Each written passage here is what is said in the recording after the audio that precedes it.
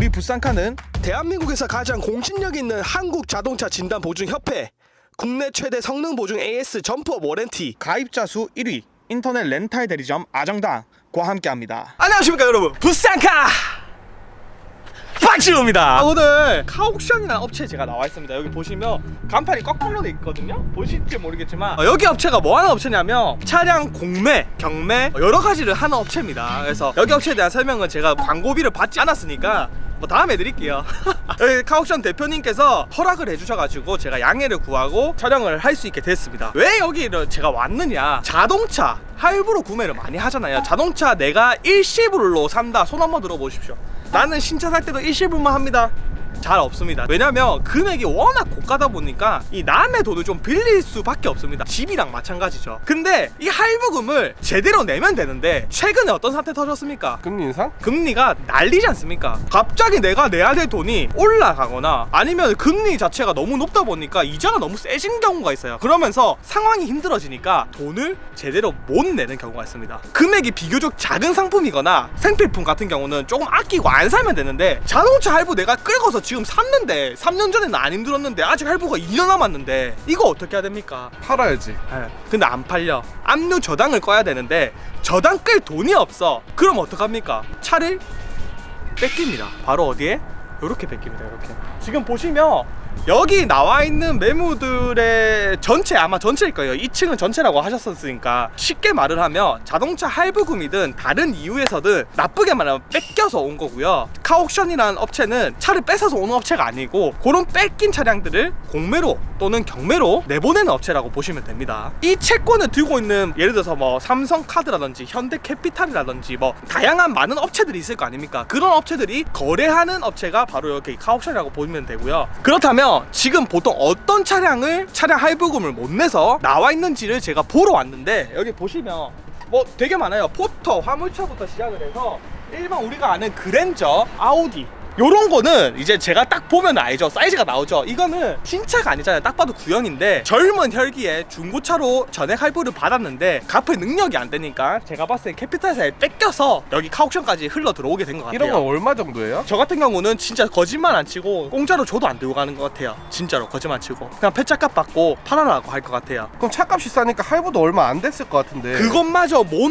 낼 여유거나 아니면 이거 살 때 잘못 사신 거죠. 이제 DB 작업이라고 해가지고 차량 금액보다 할부를 훨씬 더 많이 하게 된 거죠. 보험비도 내야 되고 이전비도 내야 되니까 내가 현금에 돈이 없으니까 차는 300만 원이면 사는데, 예를 들어서 보험비가 300만 원, 차량 이전비가 한 200만 원 나온다. 그러면 총 얼마가 필요합니까? 800만 원 필요하죠. 그 500만 원을 더 할부를 받은 거예요. 이 차로 인해서. 그러면 이건 나중에 할부금 계속 내다가 나는 차를 300만 원 주고 샀는데 할부 금액이 아무리 내도 지금 400만 원이 남았네? 나 이제 돈 없어. 어떻게 해야 돼? 뺏기는 거죠, 차가. 내가 타도 근데 솔직히 이거는 400만 원 주고 이렇게 안 할 것 같아요. 무튼 요런 식으로 차가 이렇게 많이들 들어오게 되는 겁니다. 지금 보면 좋은 차 되게 많거든요. 부러워할 필요가 없습니다, 여러분. 어느 순간 제가 느낀 건데, 평범하면은 무능력하고 특별함이 평범함이 됐습니다. 이 말을 잘 한번 생각을 해보세요. 그러니까 너무 상향평준화 된 것 너무 같아요. 상향평준화 됐어요. 우리나라의 눈높이는 대한민국 상위 5% 정도에 맞춰져 있는 것 같아요. 여기 있는 많은 차들도 안 나올 수가 있었던 차들인데 바로 그런 이유 때문에서도 나오지 않았을까. 특히 외제차 같은 경우는 저기 보면 미니쿠페 이런 것도 있거든요. 다 그렇게 해서 나오지 않았을까 라고 생각을 합니다. 그러면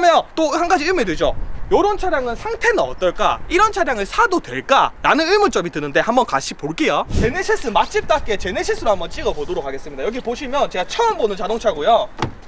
문이 잠겨있네요. 담글어 볼게요. 여기 보시면 현대 베뉴 차량이고요. 이거는 완전 신차급인데 몇만 킬로도 안 탔을 것 같아요. 10,000km 내외나 이렇게 탔을 것 같은데 상태는 보시다시피 아주 깔끔합니다. 깔끔한 대신에 옵션이 조금 많이 빠져있네요. 이런 차량을 만약에 경매든 공매든 통해서 개인이나 다른 중고차 매매상에서 들고 가서 저당을 해지하고 다시 팔 수가 있거든요. 그렇게 되면은 금액이 비교적 저렴할까? 요게 이제 궁금해 하실 텐데 실제로 또 그런 것만은 아닙니다. 형님도 잘 아시겠지만 요런 차량은 저희가 들고 가서 판매를 할 수 있지 않습니까? 그렇죠. 그러면 중고차 딜러들이 여기에 바글바글 해야 될 건데 그쵸. 그렇지 않은 이유가 또 뭐죠? 인터넷으로 다 하니까 그런 건데요.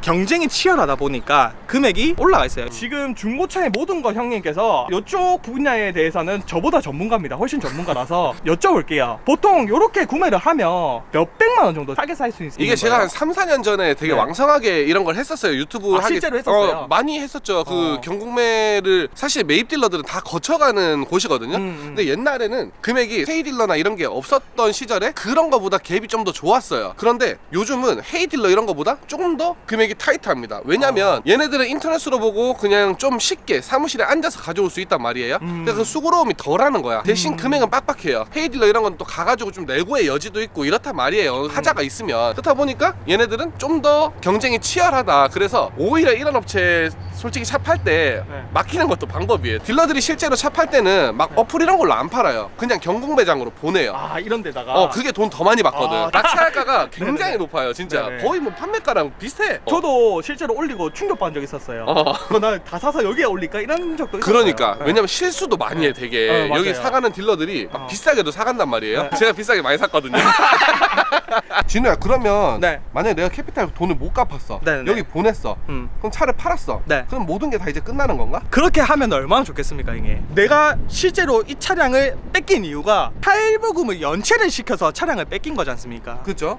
그러니까 이미 이 사람은 빚이 많아요. 근데 이 차량을 뺏긴다고 해서 이 차량에 남아있는 할부금이 다 정리가 되는 게 아니에요. 그거는 그 빚 위에 더 플러스 알파가 되는 거예요. 이거를 처분한다고 해서 땡이 아닙니다. 여러분들께서 잘 생각을 하셔야 돼요. 이게 할부금 못 갚으면 차 뺏기면 되지 뭐. 그 끝이 아니에요. 여러분들 신용도가 박살이 나 있고 차를 뺏기고 나서 차량이 처분이 되고 난 잔금 외에 나머지 비용들은 다시 여러분들 그 빚 위로 올라가는 거예요. 플러스 알파가 되는 거예요. 이게 악순환이에요, 악순환. 그래서 중고차를 구매하실 때 항상 비싼 차를 구매하지 마라. 카푸어 하는 이유가 이런 점들 때문에 여러분들께 하지 말라고 하는 거예요. 근데 간혹 가다가 한 진짜 10번 중에 한 번 정도는 내 애정이 있는 차가 있어요. 예를 들어서 이런 머스탱 같은 경우에는 너무 애정이 있는 나머지 어떻게든 내가 할부금하고 다 갚아가지고 다시 들고 가는 경우도 있습니다. 실제로 있었어요. 여기서 딜러한테 넘어가서 그 딜러한테 전화가 오는 경우가 있어요. 제가 차주인데 차량을 뺏겼었습니다. 근데 딜러님께서 그 차량을 들고 계신 것을 제가 SK엔카나 뭐 어디 통해서 보배드림이나 이런 데 통해서 봤습니다. 제가 한 달 뒤에 거기 금액에 딱 맞춰서 꼭 들고 갈 테니까 조금만 기다려주세요 하는 전화를 실제로 저도 받은 적이 있었습니다. 그리고 실제로 그분이 연락을 와셨는데 자기 명의로 할부를 다시 안 합니다. 못하는 거죠. 못하죠. 이제 현금을 들고 오시는 경우는 거의 없고요. 다른 사람 명의를 빌려서 할부를 다시 해서 다시 들고 가는 경우가 있어요. 그러니까 명의를 엄청 잘 빌리셔 그분들은. 그 희한하게 그것도 능력이에요. 아 반갑습니다 사장님. 예, 어떻게 오셨습니까?